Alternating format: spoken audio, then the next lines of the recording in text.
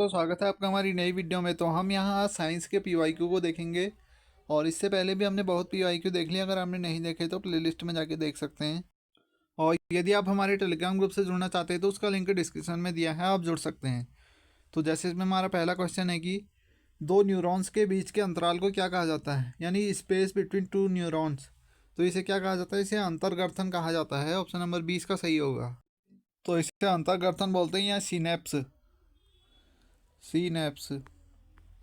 तो option number B जो है इसका पूरी तरह से सही आंसर है।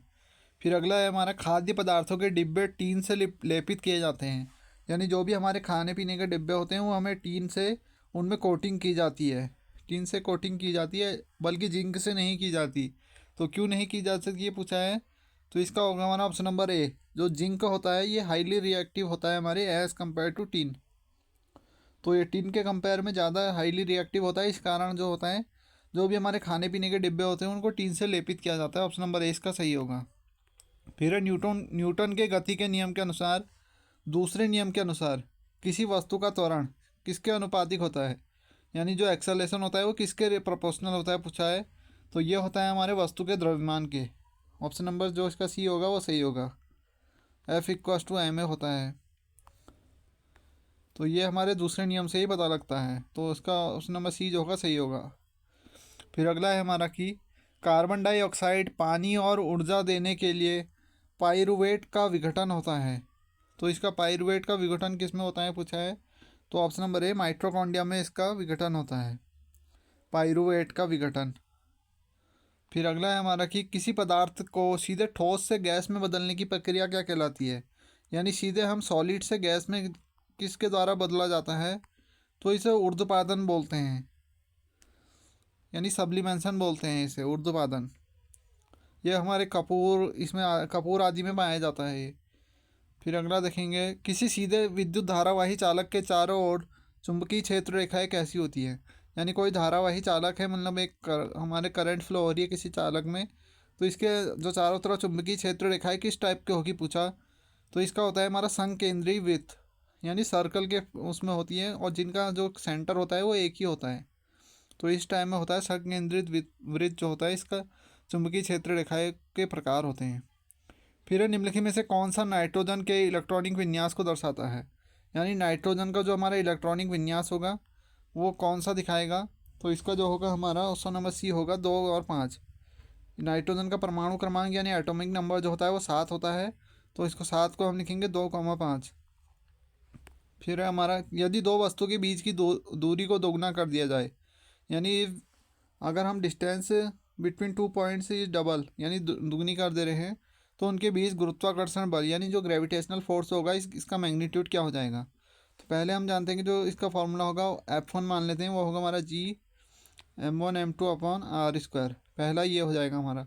दूसरे में F2 में हम जो दूरी को कर दे रहे हैं वो दोगुना कर दे रहे हैं, ऊपर का सेम रहेगा, नीचे दूरी को दोगुना कर देंगे तो ये 4r² आ जाएगा।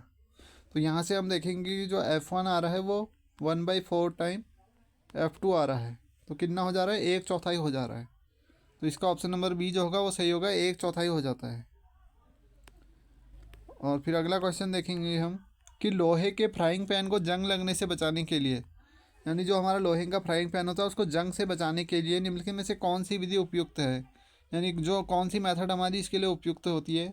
तो इसका जो होगा हमारा डी, इनमें से एक या अधिक। फिर है हमारा कि मनुष्य के लक्षणों की वंशागति के अध्ययन को क्या कहते हैं, यानी उनके जो जेनेटिक्स लक्षणों का अध्ययन हो रहा है उसे हम क्या बोलते हैं। तो इसका जो होगा सी, वंशागति बोलते हैं इसे। फिर अगला है हमारा कि यदि कार का द्रव्यमान जो है 1500 किलोग्राम है, तो कार का वेग 30 किलोमीटर से 60 किलोमीटर तक बढ़ने के लिए कार्य करना होगा। तो यहाँ हमारी वर्क एनर्जी थ्योरम लगेगी, यानी मास हमें इतना दिया गया है, और जो ये हमारी वी इनिशियल है ये हम इतनी है, वी फाइनल जो है हमें 60 दी गई है। तो हम जानते हैं कि जो वर्क एनर्जी थ्योरम होती है वो क्या बताती है हमें। तो ये क्या बताता है, जो वर्क डन होता है वो हमारे होता है के फाइनल माइनस के इनिशियल, यानी जो काइनेटिक एनर्जी फाइनल उसमें से हम काइनेटिक एनर्जी इनिशियल को घटा देंगे तो ये निकल जाएगा हमारा। पहले क्या करेंगे, जो हमें वेलोसिटी दी है इनको मीटर पर सेकंड में बदलेंगे। जैसे हमारी वी इनिशियल होगी तो वो होगी हमारी 30 × 5/18 ये होगी, इसको लिख देंगे, ये हो जाएगी हमारी लगभग 8.33 मीटर पर सेकेंड। ये मीटर पर सेकेंड आ जाएगी। इसी तरह वी फाइनल को भी निकाल देंगे। वी फाइनल हमारी 60 है, 60 × 5/18 कर देंगे। तो इसको हम सॉल्व करेंगे तो ये 16.67 आ गया। ये हमारी वी इनिशियल आएगी, वी फाइनल आएगी। अब इसी तरह के इनिशियल निकालेंगे, के फाइनल निकालेंगे, दोनों को घटा देंगे, हमारा वर्क डन निकल जाएगा। तो इसको हम जब निकालेंगे डब्ल्यू बराबर जो होगा वो होगा हमारा के फाइनल। के फाइनल को अगर हम निकालेंगे तो हाफ एम बी स्क्वायर कर देंगे। हाफ एम जो है वो 1500 स्क्वायर, 1500 × 16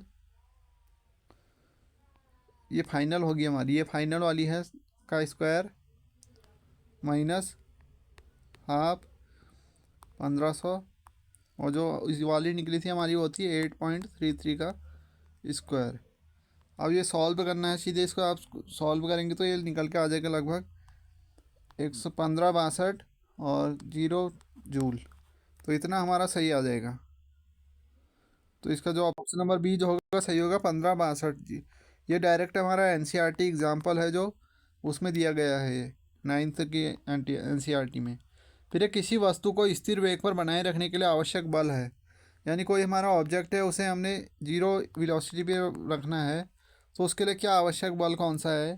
तो इसका जो होगा हमारा ऑप्शन नंबर है शुद्ध बल, ये इसके लिए आवश्यक बल है। फिर अगला क्वेश्चन है हमारा कि वह घटना जिसके कारण आकाश का रंग नीला दिखाई देता है, यानी आकाश का रंग जो नीला होता है ये किस कारण दिखाई देता है, तो ये हमारे प्रकाश के प्रकीर्णन के द्वारा दिखाई देता है, यानी स्कैटरिंग ऑफ लाइट। इसके कारण जो हमारा आकाश का रंग होता है ब्लू दिखाई देता है। फिर निम्नलिखित में से कौन सा भौतिक परिवर्तन है, यानी फिजिकल चेंज इसमें से कौन सा है, तो इसे होगा हमारा ऑप्शन नंबर बी कोयले का जलना। ये हमारा ये फिजिकल परिवर्तन है। ये पूछा है कोयले का जलना हमारा क्या होता है, रासायनिक परिवर्तन है, केमिकल चेंज है हमारा ये। बाकी ये तीनों जो है ये हमारे भौतिक परिवर्तन है। बर्फ़ को पिघल ली है, ये फिर बर्फ़ बन सकती है। इसी तरह पानी में नमक का घोलना, ये हमारे भौतिक परिवर्तन के अंतर्गत आएगा। फिर स्थायी ऊतकों के बारे में निम्नलिखित में से कौन सा कथन सही है, तो इसका जो सी होगा ये इसका होगा हमारा, वे विभाजित करने की क्षमता खो देते हैं, इसलिए इन्हें स्थायी ऊतक कहा जाता है। फिर अगला है हमारा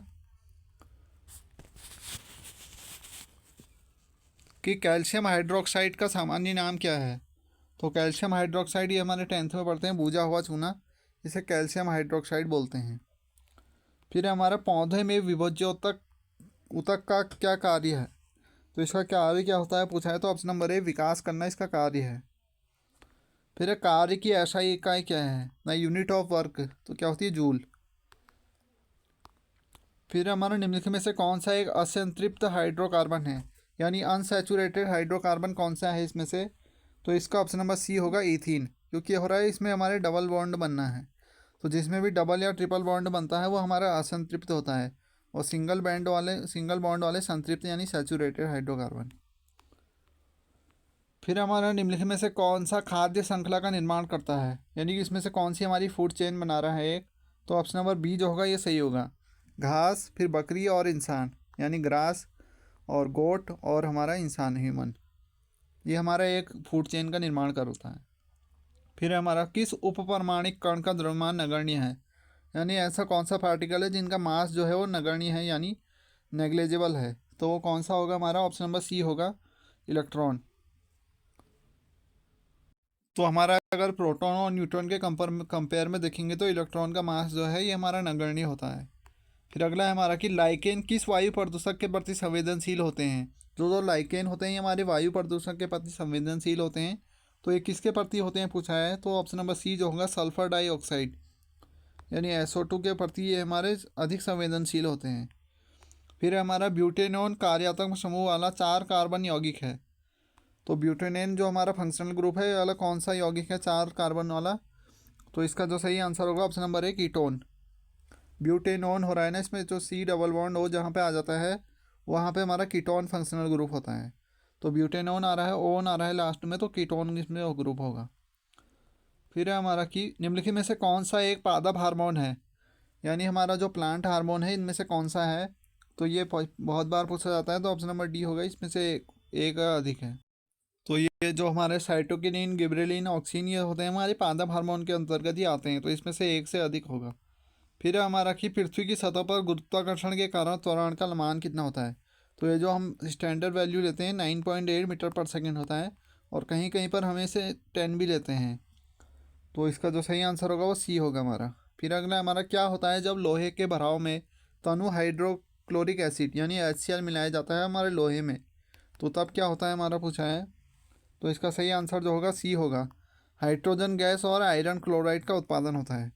तो इसमें हमारे हाइड्रोजन गैस जो होती है निर्मुक्त होती है या निकलती है, और आयरन क्लोराइड का निर्माण होता है। फिर हमारा कोशिका की खोज सर्वप्रथम किसने की थी। तो ये रॉबर्ट हुक ने की थी हमारी कोशिका की खोज। फिर एक कार जो है 4 घंटे में 200 किलोमीटर की दूरी तय करती है, इसकी औसत गति क्या होगी। तो इसका जो होगा हमारा 50 हो जाएगा। 4 बराबर दूरी बट्टा समय लगाएंगे तो ये 50 निकल के आएगा। फिर हमारा मनुष्य के गुर्दे किसके तंत्र का हिस्सा हैं। तो ये हमारे उत्सर्जन का है यानी एमिशन के पार्ट का हिस्सा है ये मल त्याग को भी बोलेंगे, गुर्दा यानी किडनी। फिर निम्नलिखित में से कौन सा ठोस की विशेषता नहीं है।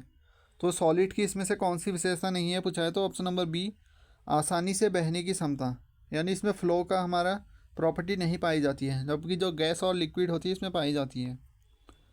फिर अगला हमारा कि निम्नलिखित में से कौन सा शब्द किसी सर्किट में विद्युत शक्ति यानी इलेक्ट्रिक पावर का प्रतिनिधित्व नहीं करता है। तो ये होगा हमारा ऑप्शन नंबर बी, I/R²। बल्कि ये दोनों जो हैं ये हमारे पावर का फॉर्मूला होते हैं। एक और P=V²/R भी होता है। तो ये तीनों हमारे पावर के फार्मूला होते हैं, जबकि जो बी है ये नहीं होता है। फिर अगला है हमारा कि निम्नलिखित में से कौन सा एसिड का एक विशिष्ट गुण है, यानी हमें एसिड का इनमें से एक गुण बताना है कि एसिड का गुण कौन सा होगा। तो ऑप्शन नंबर जो इसका ए होगा वो इसका सही होगा। ये नीले लिटमस को लाल कर देता है, जबकि जो इसका pH होता है ये <7 होता है। फिर निम्नलिखित में से किस में ध्वनि की गति अधिकतम होती है, यानी जो हमारी वेलोसिटी ऑफ साउंड होती है किस में ज़्यादा होती है। तो ऑप्शन नंबर ए, इस्पात यानी स्टील में ये सबसे ज़्यादा होती है। फिर अगला देखेंगे हम कि निम्नलिखित में से कौन सा पर्यावरण अनुकूल प्रथाएं हैं। तो इसका जो सही होगा ऑप्शन नंबर डी होगा, उपयुक्त में से एक अधिक। अगला क्वेश्चन देखेंगे कि एक स्थिर स्थिति से शुरू करते हुए राहुल जो होता है 30 सेकंड में 6 मीटर पर सेकंड का वेग प्राप्त करने के लिए अपनी साइकिल चलाता है, और फिर वह इस प्रकार ब्रेक लगाता है कि वेग तेज़ी हो जाए, और अगले 5 सेकंड में साइकिल की गति घटकर 4 मीटर पर सेकंड हो जाती है। यानी वो उसने ब्रेक लगाया तो 5 मीटर पर सेकंड से 4 मीटर पर सेकंड होगी उसकी। तो दोनों स्थिति में साइकिल के त्वरण की गणना कीजिए, यानी हमें एक्सेलरेशन निकालना है। तो इससे शुरू कर देंगे। पहले एक स्थिर स्थिति से शुरू करते हुए राहुल जो होता है 30 सेकंड में, यानी वो पहले 0 से शुरू कर रहा है, तो पहला केस लेंगे हम, इसमें होगा U=0। फिर जो उसकी वेलोसिटी हो जा रही है वो 6 मीटर पर सेकंड हो जा रही है, और तो टाइम कितना ले रहा है वो 30 सेकंड में उसका इतना हो जा रहा है। तो एक्सेलरेशन निकाल देंगे। ए बराबर जो होता है V-U, यानी कि 6/30। तो ये इसको भागा देंगे तो ये आ जाएगा 0.2। तो पहला एक्सेलरेशन हमारा आ गया 0.2 मीटर पर सेकेंड स्क्वायर। पहला एक्सेलरेशन आ गया हमारा 0.2 मीटर पर सेकेंड स्क्वायर। अब दूसरा एक्सेलरेशन निकालेंगे। इसमें क्या हो रहा है, जो हमारा U है वो हो रहा है हमारा 5 मीटर पर सेकेंड, 6 मीटर पर सेकेंड, यानी U जो था वो 6 मीटर पर सेकेंड हो रहा है, और जो V उसको कर दे रहा है वो 4 कर दे रहा है ब्रेक लगाने के बाद। फिर यहाँ भी कर देंगे V-U। ए बराबर जो होता है V-U/T, यानी 4 में से 6 घटाएंगे -2, और जो T ले रहा है 5 सेकंड ले रहा है, माइनस यहाँ आ गया, तो इसका मतलब रिटार्डेशन हो रहा है, ब्रेक लगाने पर रिटार्डेशन होता है। तो यह हो जाएगा -0.4 मीटर पर सेकेंड स्क्वायर। तो इस तरीके से देखेंगे तो बी वाला जो है ऑप्शन वो सही है। कौन सा फार्मूला लगा, A=V-U/T, ये वाला फार्मूला लगाए दोनों जगहों पे रख के। फिर हमारा परागकोश में शामिल हैं, यानी जो पुष्प का परागकोश होता है इसमें क्या शामिल है पूछा है। तो ऑप्शन नंबर ए जो होगा परागकण, ये परागकोश में पाए जाते हैं। फिर हमारा निम्नलिखित में से किस मंडल में मौसम की घटनाएं होती हैं, यानी जो भी हमारे मौसम संबंधी गतिविधि होती हैं ये किस में हो पाई जाती हैं। तो ऑप्शन नंबर बी जो होगा सौरमंडल, सौरमंडल में ये सब मौसम की घटनाएं पाई जाती हैं। फिर निम्नलिखित में से कौन सा वेक्टर जनित रोग है। तो वेक्टर जनित रोग कौन सा है इसमें बताना है। तो ऑप्शन नंबर ए, यक्ष्मा, ये वेक्टर जनित रोग नहीं है पूछा है। बाकी डेंगू, मलेरिया ये हमारे वेक्टर जनित रोग होते हैं, यक्ष्मा जो है ये वेक्टर जनित रोग नहीं है। फिर हमारा क्या होता है जब प्रकाश हवा से कांच के स्लैब में प्रवेश करता है। तो यहाँ क्या हो रहा है, हवा जो होता है विरल माध्यम से, विरल से हमारे सघन में आ रहा है, यानी डेंसर में आ रहा है। रेयर से डेंसर में आ रहा है, तो वो क्या होगा, वो अविलंब की ओर झुक जाएगा। तो इसका जो होगा सी होगा। यह सामान्य की ओर झुकता है, यानी नॉर्मल की तरफ झुक जाता है। और जब हमारा डेंसर से रेयर में जाता है तो तब क्या होता है, तो ये नॉर्मल से दूर हटता है। फिर ये कोशिका के चारों ओर झिल्ली होती है, क्या कहलाती है, यानी मेम्ब्रेन होती है जिसे, तो इसे क्या बोलते हैं, तो इसे प्लाज्मा झिल्ली यानी सेल मेम्ब्रेन, कोशिका झिल्ली बोला जाता है या प्लाज्मा झिल्ली। तो ये उसका सही आंसर होगा। तो थैंक्स फॉर वॉचिंग, मिलते हैं अगली वीडियो में, तब तक के लिए goodbye, please subscribe my channel.